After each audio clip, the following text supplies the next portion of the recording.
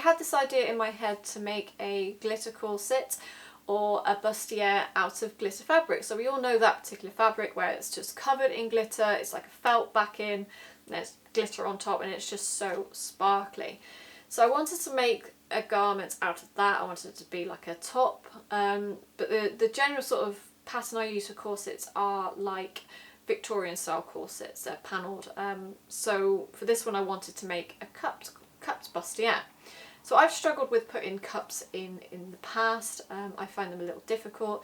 Probably just need to practice it a lot more, to be honest. I just need to practice putting them in. So I knew it was going to be a little bit difficult for me.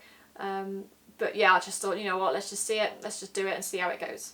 The fabric I used was that glitter fabric. Now you can get it in single sheets, so like A4 sheets. But I managed to find it in a roll of fabric, so that was better. That was a lot better. Which I picked the red, but you know, there are other colours there. So cutting out the pattern, because this fabric doesn't have a grain line, you can put the pieces in different directions really. It doesn't matter because there's no actual nap or direction of this fabric. You can, you know, line them up in different directions and really cut down on the waste of the material. The cups are the first thing that you do with this pattern. So you line up the upper cup, well no, you sew the centre cup to the side cup together, and then you line up the upper cup and put that in as well. So this is the part really where you need a bit of movability with this material. It's very strong and sturdy, and it doesn't have, you can't move it a lot, so you do need to pull it. What might be an idea is, if you are struggling, is to actually pre-clip the fabric. So this wouldn't work with a woven fabric because it would fray too much. But for this particular fabric, because it's not woven and because it's like a felt, you can clip it before you sew it. Just make sure you don't clip past the sewing line, and then once you've done that, then you can sort of, you know, clip it in a bit. So once this was done for the outer cups, then I did it with the foam for the lining and the lining. Sorry, so I did the outer cups, the foam, and the lining, and then these need to be joined together. So one other thing is I did actually top stitch the outer cup, so you can see there's top stitching lines on where it joins in the middle, and then there's the top stitching across the top. Then you sew it across the top, and then you turn it round and you pull it slightly. You will need to pull it slightly because we need to create a roll at the top of the cup, and what this does is that this will hide the lining. So this will hide the lining on the inside. The lining goes on the inside anyway, so yeah, there we are. Once that's done, flatten the lining and the foam against the outer fabric. So you do need to sort of pinning it together does really help, it does help. So what you'll get at the bottom is where the outer fabric finishes, you'll get the foam and the lining actually extend over that.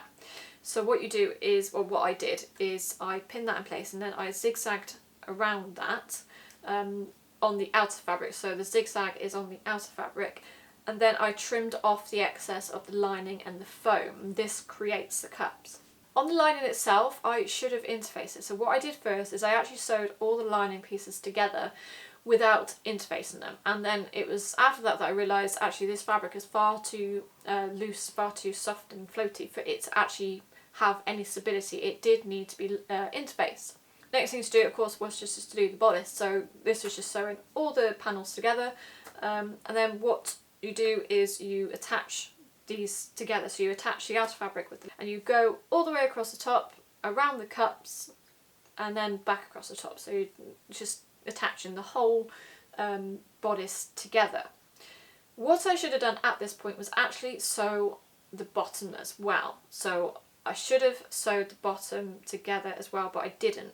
And that's a mistake. That's something that I should have done, and I've learned from it. So next time I do it, I probably will, depending on what I'm doing. So yeah, the top and the bottom should have been sewed together, and then this should have been turned round, and yeah, that's how I should have done it. So we come to the fun part, the bit that I enjoy the most, and that's putting in the cups. Like I said, I've struggled with these. I did actually struggle with these on this particular garment, and I actually ended up unpicking them like 3 times, I think, or the one unpicking 3 times. Unpicking that amount isn't something that you want to do because you will weaken the fabric, and you know, the more you do it, the more likely it is that the stitch marks will show. But I did get a little bit frustrated with it. I do just need to practice them really. But once I actually got the one in and I was happy with it, I did the other one, and the other one went in just fine, which is generally just how it goes. Already I was working with 5 layers of fabric, I think, and then of course we had the foam on top of that as well. And that's quite a lot for my machine to deal with. The needle, when I went to put in the underwire case in as well, I did break 2 needles, and instead of actually using a machine to stitch them in, what I did is I hand stitched them in using a whip stitch. So I lined them up and then I just whip stitched them in, and actually it looks really quite neat. I mean, there's no wonky lines of stitching, so that's a win in my book. Underwire goes in, you sew at the end, and that's it. That's the cups in, and I was quite happy to leave that part alone now. So we're moving on to the zip. So the zip, I put in just like I would any other zip, to be honest. I use a red zip because this is a red fabric, and it's an open-ended zip. If you had a closed-end zip, you wouldn't be able to get this on and off, so you need an open-ended zip. Zigzag down the edge of the tape, and then I just folded this over and whip stitched this into place. At the bottom of this bustier, like I mentioned, I should have really stitched it together way back. But I didn't. So instead what I did is I attached the lining and the outer fabric together, attached it together wrong side to wrong side, stitched the line along like stay stitching, then zigzagged, trimmed it up, then zigzagged the edge of it as well to stop the lining fabric from fraying, because that glitter fabric doesn't really fray.